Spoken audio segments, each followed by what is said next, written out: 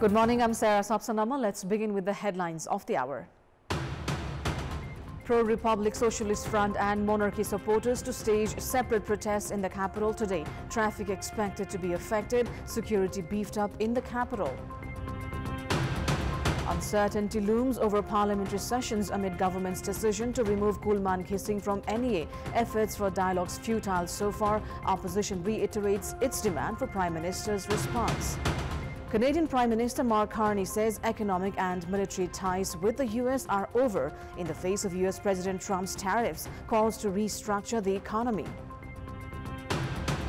And Lucknow Super Giants secures a convincing 5-wicket victory over Sunrisers Hyderabad in Indian Premier League thanks to a commanding innings from Nicholas Pooran.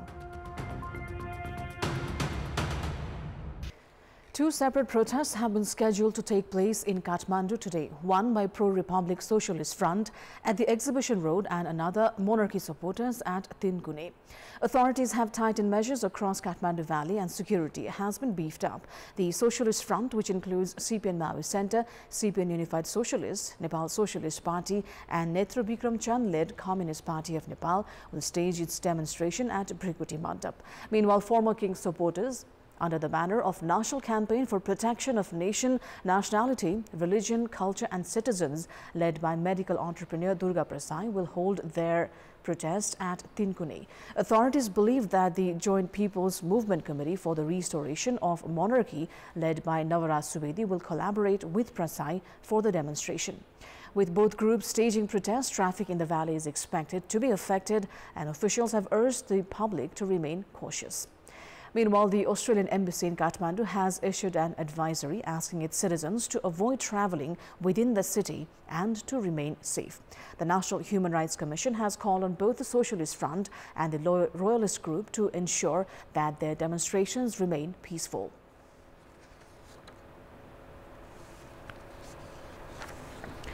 Siraha police have submitted their investigation report to the Government Attorney's Office regarding the incident of caste-based discrimination against Dalit during a religious event in Ourahi Rural Municipality. The incident involved the demolition of the house of Deepak Malik, a member of the Dalit community in Ourahi. On March 22nd, Rural Municipality Chair Shivaji Yadav and former Ward Chair Dilip Yadav were arrested in connection with the incident.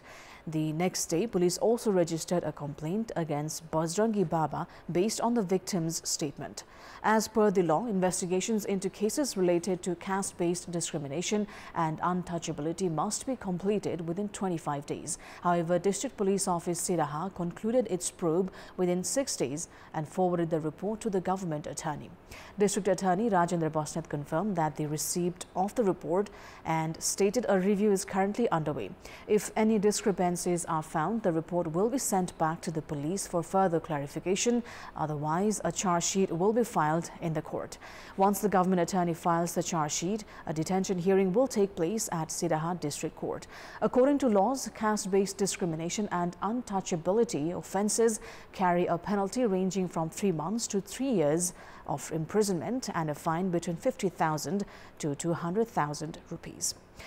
Now, the government's decision to remove Kulman Kissing as the Managing Director of Nepal Electricity Authority has sparked strong opposition from both the Prime Minister and opposition parties, casting uncertainty over today's parliamentary sessions in both the houses. The Federal Parliament is set to convene today with the House of Representatives meeting scheduled for 11 a.m. and the National Assembly session set to begin at 1:15 p.m. The lower house agenda includes tabling of banking offences and punishment Second Amendment Bill 2080, along with a message received from the National Assembly.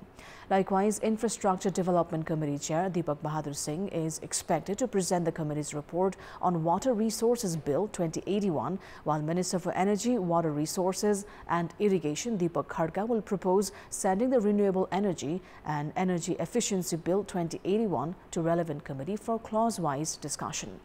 In the National Assembly, Prime Minister KP Sharma Oli is set to propose a clause-wise discussion on the Good Governance Promotion and Public Service Delivery Amendment Bill 2081.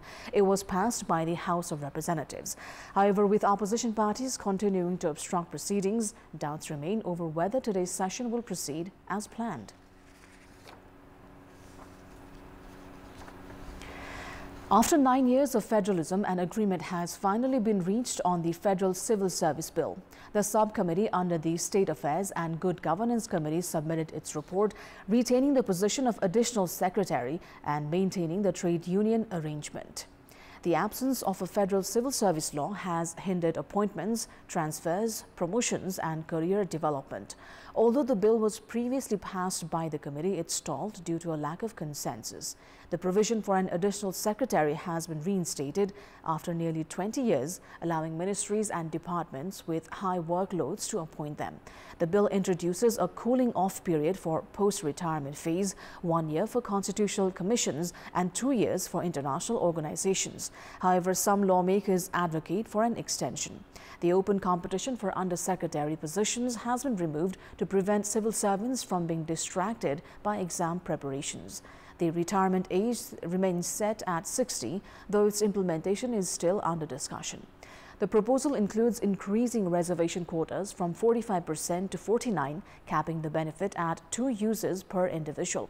A mix of hierarchical and category-based systems will also be applied. The status of trade union remain unchanged. The term for secretaries is set at 4 years, while chief secretary will serve for 2. A decision on including parliamentary and health services under the civil service has been deferred. Province secretaries and local chief administrative officers will be appointed by the provinces, but until the system is in place, the federal government will continue appointments for the next decade. Moving on, the Ministry of Finance has urged ministries to submit their proposals for the upcoming fiscal year 2082-83 budget by today. The Ministry of Finance held discussions with the Ministry of Culture, Tourism and Civil Aviation yesterday regarding the new budget. The ministry had also already held discussions with 16 ministries, including those of physical infrastructure, urban development, communications, education, defense, home, agriculture and industry. A senior official from the Ministry of Finance stated that the preparation for the budget is being done in such a way as to maximize returns with limited resources and means. Before the budget is being presented, the draft of policies and programs to be submitted has also been handed over by the Ministry of Finance to the Prime Minister's office. The draft includes a 11-point priority plan with the goal of taking the country out of the grey list within a year, focusing on sustainable economic growth, employment generation and other important goals. The budget ceiling for the upcoming fiscal year has been set at 1.91 trillion rupees. Federal government is to operate only programs with a budget of up to 3 million, and the procedure for increasing supplementary and special grants to local levels has been revised accordingly. Welcome back. It is time now for our segment Public Pulse, where you text us with your opinion.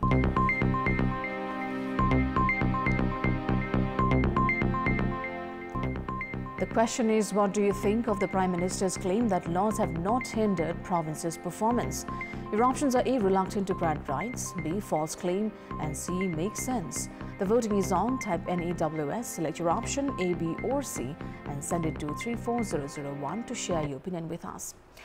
Now, the increasing population density and the rise in tall buildings have added challenges to disaster management in urban areas. Incidents of fire have been on the rise in recent time in urban locations, and there are 14 incidents of fire daily across the country.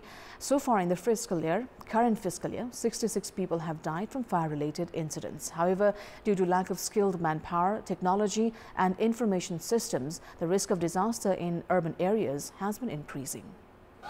Kathmandu Metropolitan City has 6 fire engines in working condition. However, as it is difficult for them to enter narrow alleys, the metropolis is in the process of purchasing 3 more modern vehicles. Likewise, Bhaktapur municipality also has 4 fire engines. Employees are on duty 24 hours a day for fire and other disaster incidents. Lalitpur Metropolitan City has 6 fire engines, including 1 modern and 5 regular ones. Lalitpur has appointed 20 employees just for fire engines, water tanks, and ambulances. Among them, 15 employees and city police officers are on duty 24 hours a day. As soon as a fire incident is reported or a call is received, the team leaves for the scene within 2 minutes. Lalitpur's fire engines are in demand throughout the Kathmandu Valley because they are small and technologically advanced. The metropolis claims that they can control fire up to 40 stories high.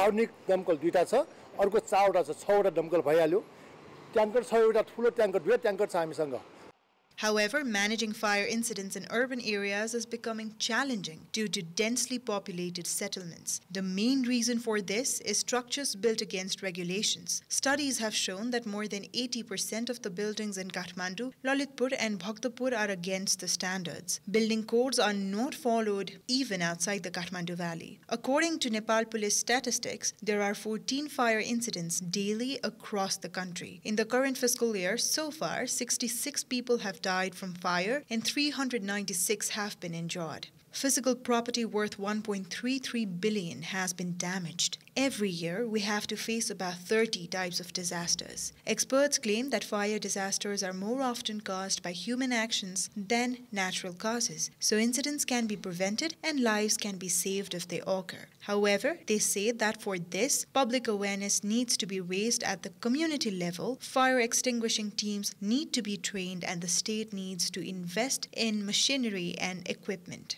हामीसँग शक्तिशाली दमकलहरू उपकरणहरू शक्तिशाली चाहिँ पानी फ्याक्ने मेसिनहरू औजारहरू त्यो खालको कुराहरू हुनु पर्यो र त्यो चलाउन सक्ने प्रशस्त ज्ञान भएका अग्नि नियन्त्रणकहरू हामीसँग हुनु पर्यो In the country, there are disaster risk reduction and management agencies from the ward level to the municipality, district, province and federal levels. Currently, they have a budget of around 7 billion. However, due to a lack of skilled manpower, technology and information systems, the risk of disaster is increasing. The National Disaster Authority only blames the lower levels for not working.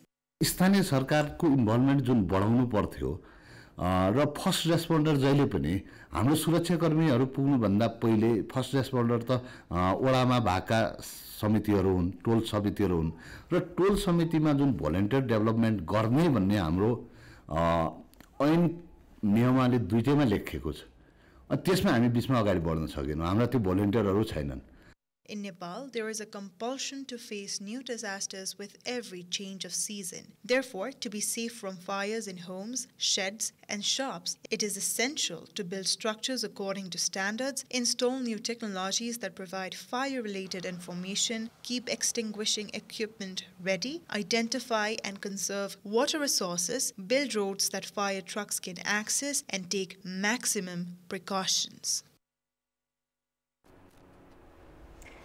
And in this context, in our Public Voice segment, we've asked in several provinces what precautions are taken by industrialists and business persons to prevent fire incidents at their complexes. Let's take a look at what they had to say.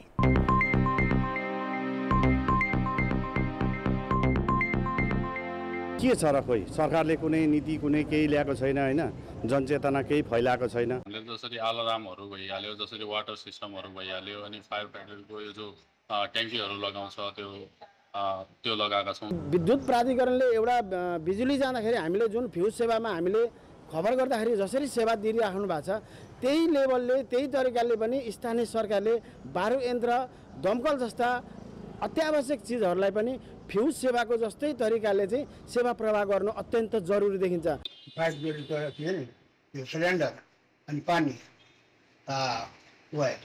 बजारमा अलि धेरै नजिक घर भएर पनि अब एउटा घरमा आगो लाग्दा अर्को घरमा हुन्छ अलि डिस्टेन्स हुन पाए हुने हो भने हरेक फ्लोरमा फायर फाइटिङ छ किचनमा फायर फाइटिङ छ हामी सिलिन्डर राखेका छौं एन्ड पानीको सबै ठाउँमा ठुलो सोर्सेस हर फ्लोर सान्तिनो आगलागीलाई त्यो त राखेकै छ फायरको त्यो हामीले फायर एक्सटिंग्विशरहरु हरेक तलामा हरेक कोठै पछि फायर एक्सटिंग्विशर राखेका छौं र यसलाई वर्षेनी रिन्यु पनि गर्छौं एक्सपायर हुँदो रहेछ स्टक रिजर्भ ट्याङ्की पनि राखिएको छ सुरक्षित हिसाबले नि वायरिङ सेटिङ गराएको छौं हाम्रोमा सब व्यवस्थित नै छ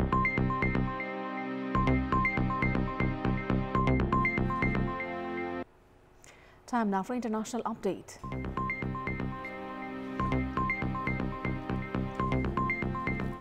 Canadian Prime Minister Mark Carney has said Canada's old relationship with US based on deepening integration of their economies and tight security and military cooperation is over.